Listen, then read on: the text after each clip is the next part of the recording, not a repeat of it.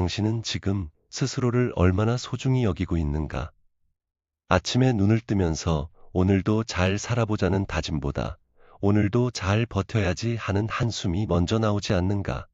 누군가의 말 한마디에 온종일 마음이 흔들리고 잠자리에 들기 전에 오늘 내가 왜 그런 말을 했을까? 왜 그런 행동을 했을까 하며 자신을 탓하지 않는가? 거울 앞에 섰을 때 보이는 자신의 얼굴이 자랑스럽기보다 어딘가 부족해 보이고 초라해 보이지 않는가? 이것이 지금 이 시대를 살아가는 많은 사람들의 솔직한 모습이다.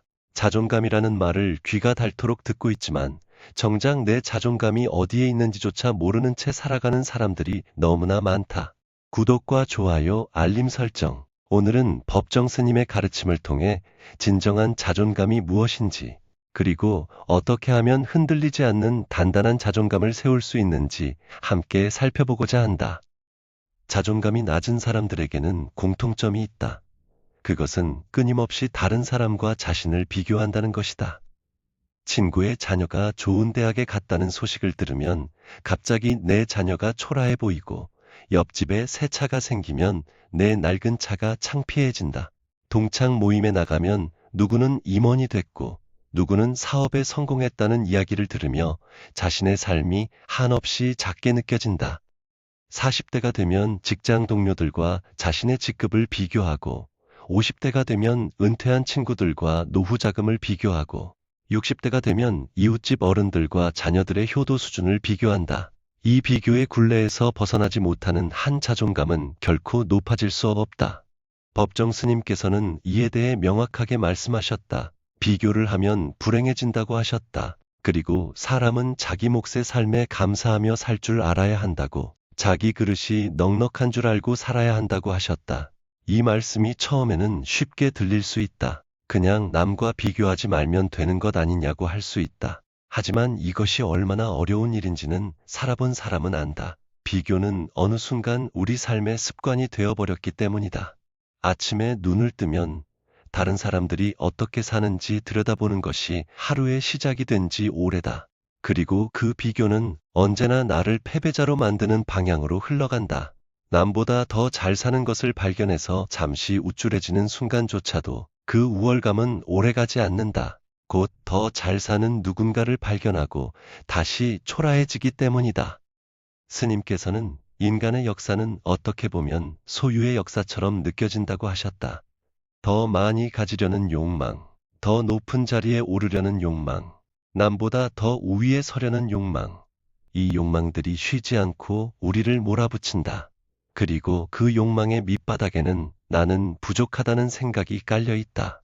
내가 지금보다 더 많이 가져야, 내가 지금보다 더 높아져야, 내가 지금보다 더 인정받아야 비로소 나는 충분한 사람이 될 수 있다는 착각이 우리를 지배하고 있다. 하지만 스님의 가르침은 그 반대를 말하고 있다. 비우고 내려놓을 때 오히려 더 충만해진다는 것이다. 빈 방에 홀로 앉아 있으면 모든 것이 넉넉하고 충분하다고 하셨다. 텅 비어있기 때문에 오히려 가득 찼을 때보다도 더 충만하다고 하셨다.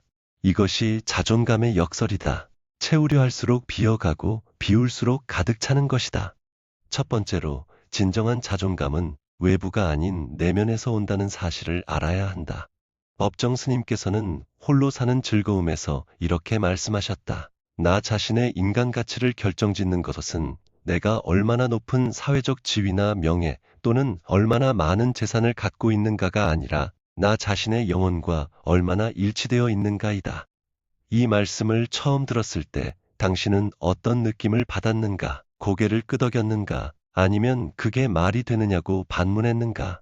세상은 언제나 우리에게 지위와 명예와 재산으로 사람을 평가하는 법을 가르쳐 왔다. 좋은 학교를 나와야 하고, 좋은 직장에 다녀야 하고, 좋은 집에 살아야 한다고 가르쳐 왔다. 그래서 많은 사람들이 평생을 외부의 조건을 갖추는데 쏟아붓고 정작 자기 내면이 어떤 상태인지는 한 번도 들여다보지 않은 채 살아간다. 40대의 한 사람을 생각해보라. 회사에서는 어느 정도 자리를 잡았고 집도 있고 자녀들도 있다. 남들이 보기에는 부족할 것 없는 삶처럼 보인다. 그런데 이상하게도 그 사람은 늘 불안하다. 뭔가 중요한 것을 놓치고 있는 것 같은 허전함이 마음 한켠에 항상 자리하고 있다. 잠들기 전에 오늘 하루가 의미 있었나 하는 물음이 떠오를 때마다 선뜻 그렇다고 대답하기 어렵다. 이것은 그 사람이 부족해서가 아니다. 외부의 조건을 채우는 데는 성공했지만 내면의 자기 자신과는 점점 멀어졌기 때문이다. 스님께서 말씀하신 영혼과의 일치. 그것이 이루어지지 않으면 아무리 많은 것을 가져도 공허함은 사라지지 않는다. 50대가 되면 이 공허함이 더욱 선명하게 느껴진다. 자녀들이 독립하고 나면 갑자기 삶의 목적을 잃어버린 것 같은 느낌이 든다. 직장에서도 슬슬 뒷자리로 밀려나는 것이 느껴지고 몸도 예전 같지 않다. 이때 많은 사람들이 자존감이 무너지는 경험을 한다. 내가 쓸모없는 사람이 된 것 같다는 생각. 이제 나는 끝난 것 같다는 생각이 마음을 짓누른다. 하지만 스님의 가르침을 따른다면 이 시기야말로 진정한 자존감을 세울 수 있는 절호의 기회다. 외부의 역할과 조건이 하나씩 빠져나가면서 비로소 진짜 나를 만날 수 있는 시간이 주어지는 것이기 때문이다. 두 번째로, 나는 누구인가라는 물음을 멈추지 말아야 한다. 법정 스님께서는 산에는 꽃이 피네에서 이렇게 말씀하셨다. 나는 누구인가? 스스로 물으라. 자신의 속얼굴이 드러나 보일 때까지 묻고 물어야 한다. 건성으로 묻지 말고 목소리 속의 목소리로 귀 속의 귀에 대고 간절하게 물어야 한다. 해답은 그 물음 속에 있다. 이 말씀이 얼마나 깊은 울림을 주는지 곱씹어 보아야 한다. 많은 사람들이 나는 누구인가라는 질문을 살면서 단 한 번도 진지하게 던져보지 않는다. 어릴 때부터 부모가 원하는 사람이 되기 위해 살아왔고 사회가 요구하는 역할에 맞추어 살아왔다. 나라는 존재가 원래 어떤 사람인지, 내가 진정으로 원하는 것이 무엇인지를 탐구할 겨를도 없이 바쁘게 살아왔다. 자존감이 낮은 사람들의 가장 큰 문제는 자기 자신을 잘 모른다는 것이다.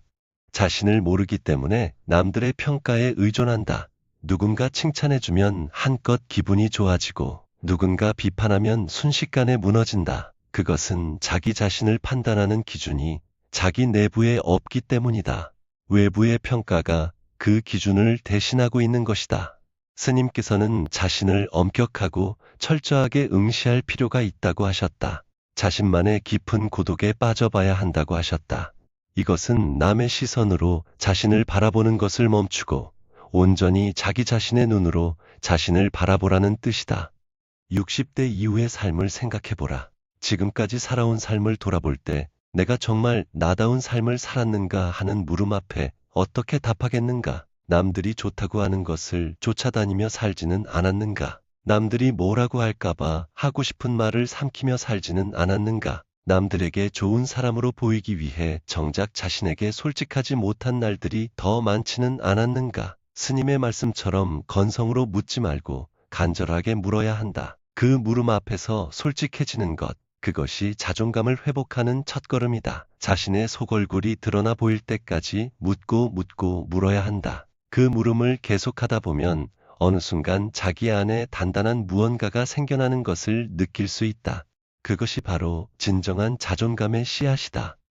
세 번째로, 비워야 비로소 자존감이 선다. 이것은 얼핏 이해하기 어려운 말처럼 들린다. 자존감을 세우려면 무언가를 더 쌓아야 할 것 같은데 왜 비우라고 하는가?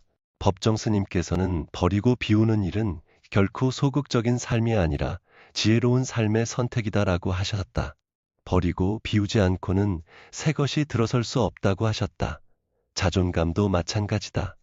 우리 마음속에는 오랜 세월에 걸쳐 쌓인 것들이 너무 많다. 남에게 무시당했던 기억, 실패했던 경험, 부족하다는 생각, 나는 안 된다는 믿음들이 마음의 구석구석을 채우고 있다. 이것들을 비우지 않으면 진정한 자존감이 들어설 자리가 없다. 많은 사람들이 자존감을 높이려면 더 많이 성취해야 한다고 생각한다. 더 좋은 학위를 따고, 더 좋은 자격증을 갖추고, 더 많은 돈을 벌면 자존감이 높아질 거라고 기대한다. 하지만 현실은 그렇지 않다. 무언가를 성취하면 잠시 기분이 좋아지지만 그 기분은 오래 유지되지 않는다. 곧 더 많이 성취해야 한다는 새로운 욕망이 생겨나고 다시 부족함을 느끼게 된다. 이것은 채우는 방식으로는 자존감을 세울 수 없다는 것을 말해준다. 스님께서는 빈 마음 그것을 무심이라고 한다고 하셨다. 빈 마음이 곧 우리들의 본 마음이다. 무엇인가 채워져 있으면 본 마음이 아니다. 텅 비우고 있어야 거기 울림이 있다. 울림이 있어야 삶이 신선하고 활기 있는 것이다라고 하셨다. 나는 못났다는 생각을 비워야 한다. 나는 다른 사람보다 부족하다는 생각을 비워야 한다. 남들의 시선이 두려워서 자꾸만 자신을 낮추는 습관을 비워야 한다. 이것들을 비울 때 비로소 자기 본연의 모습이 드러난다. 그 본연의 모습이 바로 자존감의 원천이다. 스님께서 불이람에서 홀로 지내시면서 이 진리를 몸소 실천하셨다. 세상의 명예와 인정에 대한 욕망을 비우고 남들의 시선에 대한 두려움을 비우고 나서야 비로소 자기 자신으로 온전히 설 수 있었다. 스님이 수십 년을 산골암자에서 홀로 지내셨음에도 흔들리지 않는 자존감으로 당당하게 사신 것은 그 비움의 결과였다. 자기 자신의 나쁜 기억들을 붙들고 있는 것도 버려야 한다.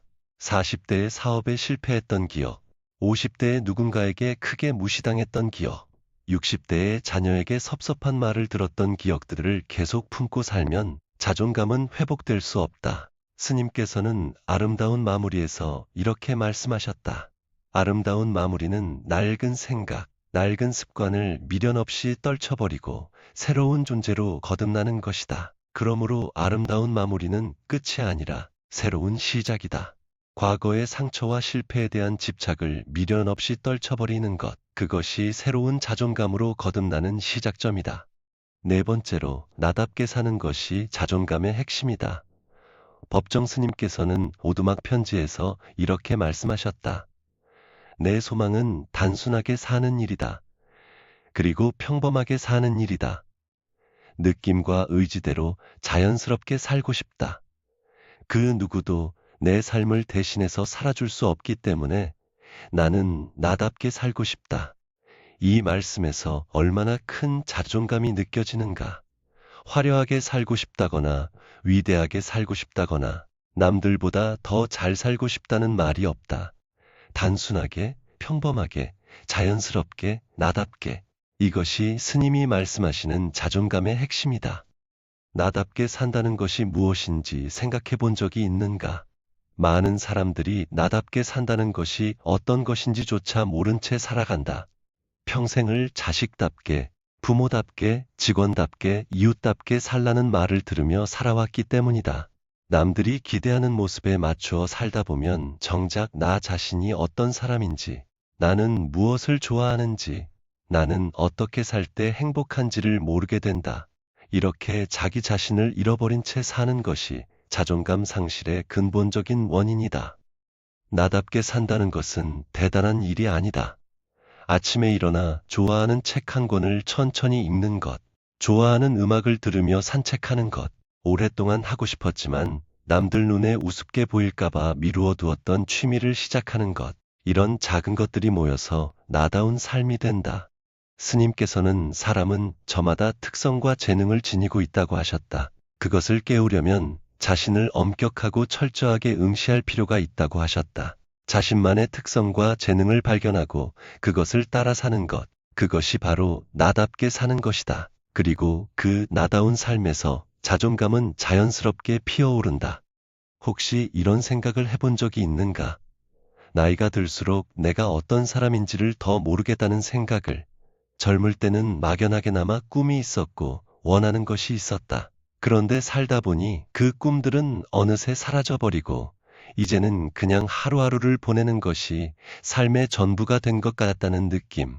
이것은 당신이 삶에 실패한 것이 아니다. 오랫동안 자기 자신보다 다른 사람들의 필요에 맞추어 살아온 결과일 뿐이다. 자녀들을 키우느라, 부모님을 모시느라, 직장에서 살아남으려고 허덕이느라 자기 자신을 돌볼 겨를이 없었던 것이다. 이제 조금씩 자기 자신에게로 돌아올 시간이다. 나는 무엇을 좋아하는가? 나는 어떤 시간에 가장 나다운 느낌이 드는가? 이 물음들을 천천히, 진지하게 탐구해 보아야 한다.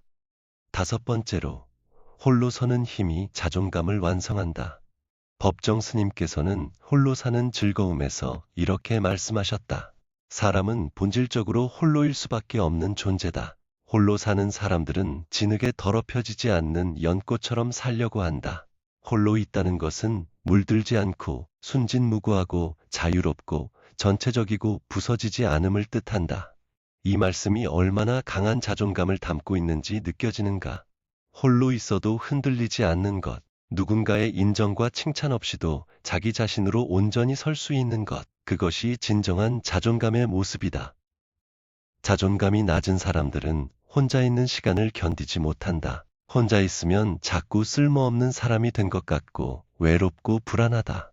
그래서 끊임없이 누군가와 함께 있으려 하고 누군가의 관심을 받으려 하고 누군가에게 인정받으려 한다. 하지만 이런 방식은 결코 자존감을 높여주지 않는다. 오히려 그럴수록 남에게 더 의존하게 되고 자신이 더 작아지게 된다. 타인의 인정을 통해서만 자신의 가치를 확인할 수 있다면 그것은 자존감이 아니라 의존심이다. 스님께서는 홀로 있는 시간을 두려워하지 않으셨다. 오히려 그 고독 속에서 자신을 깊이 들여다보셨다. 불의함에서 홀로 지내신 17년의 세월이 스님을 더욱 단단하고 깊은 사람으로 만들었다. 아무도 칭찬해주는 사람이 없어도 스님은 스스로의 삶에 흔들리지 않으셨다. 아무도 알아주지 않아도 스님은 자신이 옳다고 생각하는 길을 묵묵히 걸어가셨다. 이것이 바로 진정한 자존감의 모습이다. 스님께서 말씀하신 독자 대봉, 높은 봉우리에 홀로 앉아 있는 것, 이것은 외롭게 살라는 의미가 아니라 어떤 상황에서도 자기 자리를 당당하게 지키며 살라는 뜻이다. 혼자 있는 시간을 연습해보라. 처음에는 그 시간이 어색하고 불편할 것이다. 아무것도 안 하고 있으면 뭔가를 하지 않으면 안 된다는 강박감이 들 것이다. 하지만 그 어색함을 견디다 보면 어느 순간 그 고요함이 편안하게 느껴지기 시작한다. 자기 자신과 대화하는 시간이 소중해진다. 남의 평가 없이도 자신의 하루가 의미 있었음을 스스로 확인할 수 있게 된다. 그 순간이 바로 자존감이 자리를 잡기 시작하는 순간이다. 40대에는 바쁜 일상 속에서도 하루에 단 30분만이라도 온전히 혼자만의 시간을 가져보라. 아무것도 하지 않아도 좋고 좋아하는 것을 해도 좋다. 중요한 것은 그 시간만큼은 남의 필요가 아닌 자신의 필요에만 집중하는 것이다. 50대에는 자녀들이 독립하면서 생겨난 빈 시간을 두려워하지 말고 그 시간을 진짜 자신을 만나는 기회로 삼아보라. 60대 이후에는 홀로 있는 시간이 더 많아질 것이다. 그 시간들을 쓸쓸함으로 채울 것인가? 아니면 스님께서 말씀하신 것처럼 홀로 있는 즐거움으로 채울 것인가? 그 선택이 자존감의 높낮이를 결정한다. 그렇다면 자존감을 높이기 위해 실제로 무엇을 할 수 있는가? 법정 스님께서는 하루 한 가지씩 버려야겠다고 스스로 다짐을 했다고 하셨다. 우리도 마찬가지다. 자존감을 낮추는 것들을 하루에 하나씩 버려나가야 한다. 오늘은 남의 눈치를 보느라 하고 싶은 말을 못했다면 내일은 조금 더 솔직하게 자신의 생각을 표현해보라. 오늘은 친구의 성공 소식에 괜히 내 삶이 초라해진다고 느꼈다면 내일은 그 친구의 성공이 내 삶과 아무 상관이 없다는 것을 스스로에게 조용히 일러주어 보라. 오늘은 거울을 보며 나이 든 내 얼굴이 마음에 들지 않았다면 내일은 그 얼굴 안에 담긴 세월의 이야기들에 대해 감사해보라. 이런 작은 연습들이 쌓여서 자존감이 된다. 스님께서 말씀하신 행복은 결코 많고 큰 데만 있는 것이 아니다. 작은 것을 가지고도 고마워하고 만족할 줄 안다면 그는 행복한 사람이다. 자존감도 마찬가지다. 자존감은 거창한 성취에서 오는 것이 아니다. 오늘 하루 내가 한 작은 선택들, 내가 누군가에게 건넨 따뜻한 말 한마디, 어렵더라도 옳은 일을 하려 한 나의 노력, 힘들었지만 포기하지 않고 버텨낸 나 자신, 이런 것들을 스스로 알아주고 인정해주는 것에서 자존감이 자란다. 남이 알아주기를 기다리지 말고 자기 자신이 먼저 자신을 알아주어야 한다. 스님께서는 우리가 지금 이 순간 전 존재를 기울여 누군가를 사랑하고 있다면 이 다음에는 더욱 많은 이웃들을 사랑할 수 있다고 하셨다. 다음 순간은 지금 이 순간에서 태어나기 때문이다. 이 말씀을 자존감에 적용해보면 이렇다. 지금 이 순간 온전히 자기 자신을 사랑한다면 다음 순간에는 더 깊이 자신을 사랑할 수 있다. 자존감은 지금 이 순간, 자기 자신을 어떻게 대하느냐에서 시작된다. 지금 이 순간이 바로 그때이지. 시절이 따로 있는 것이 아니다. 자존감이 낮다고 느끼는 분들에게 한 가지 당부하고 싶은 것이 있다. 자존감을 한 번에 높이려고 하지 말라는 것이다. 자존감은 오랜 시간에 걸쳐 조금씩 쌓이는 것이다. 마치 빈 마음에 새로운 것들이 조금씩 채워지듯이 하루아침에 자존감이 높아지기를 기대하면 또다시 실망하게 된다. 그 실망이 자존감을 더 낮추게 된다. 천천히 조금씩 매일 한 발자국씩 나아가면 된다. 어제보다 오늘 조금 더 나다운 선택을 했다면 그것으로 충분하다. 어제보다 오늘 조금 더 자기 자신에게 솔직했다면 그것으로 충분하다. 그 충분함을 스스로 인정하는 것, 그것이 자존감을 키우는 가장 확실한 방법이다. 법정 스님께서는 아름다운 마무리에서 이렇게 말씀하셨다. 행복할 때는 행복에 매달리지 말라. 불행할 때는 이를 피하려고 하지 말고 그냥 받아들이라. 그러면서 자신의 삶을 순간순간 지켜보라. 맑은 정신으로 지켜보라. 자존감도 이와 같다. 자존감이 높을 때는 그것에 매달리지 말고, 자존감이 흔들릴 때는 그것을 피하려 하지 말고 그냥 받아들이면서 자기 자신을 맑은 눈으로 지켜보아야 한다. 그렇게 자신을 지켜보다 보면 어느 순간 자신이 생각보다 훨씬 괜찮은 사람이라는 것을 발견하게 된다. 많은 것을 버티어왔고, 많은 것을 사랑해왔고, 많은 것을 애써왔다는 것을 알게 된다. 당신은 충분히 괜찮은 사람이다. 지금 당장 누군가에게 인정받지 못하더라도, 지금 당장 원하는 자리에 있지 않더라도, 지금 당장 바라는 것을 이루지 못하고 있더라도 당신은 충분히 괜찮은 사람이다. 법정 스님께서 말씀하신 것처럼 자기 몫의 삶에 감사하며 살 줄 알고 자기 그릇이 넉넉한 줄 알고 사는 것, 그것이 자존감의 완성이다. 그 누구도 당신의 삶을 대신해서 살아줄 수 없다. 그렇기에 당신의 삶은 오직 당신만이 살 수 있는 고귀한 것이다.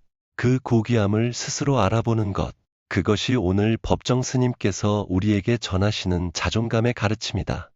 나이가 들수록 자존감이 낮아진다고 느끼는 분들에게 이 말씀을 드리고 싶다. 나이 드는 것은 자존감이 낮아지는 것이 아니라 자존감이 더 단단해질 수 있는 기회다. 세상의 허무한 것들이 하나씩 거쳐나가면서 진짜 중요한 것들이 보이기 시작하는 시간이다. 남들의 시선에 흔들리던 젊은 날과 달리 이제는 자기 자신이 어떤 사람인지, 무엇이 진정으로 가치 있는 것인지 더 잘 알 수 있는 나이가 되었다. 스님께서 산속에서 홀로 지내시며 세월이 갈수록 더 깊어지신 것처럼 우리도 세월과 함께 더 깊어질 수 있다. 그 깊어짐이 자존감이다. 흔들리지 않는 단단한 자존감, 남이 아닌 자기 자신으로부터 오는 자존감, 그것을 찾아간 여정을 오늘부터 함께 시작해보자. 구독과 좋아요를 눌러주시면 더 많은 분들과 이런 지혜를 나눌 수 있어 감사하겠습니다.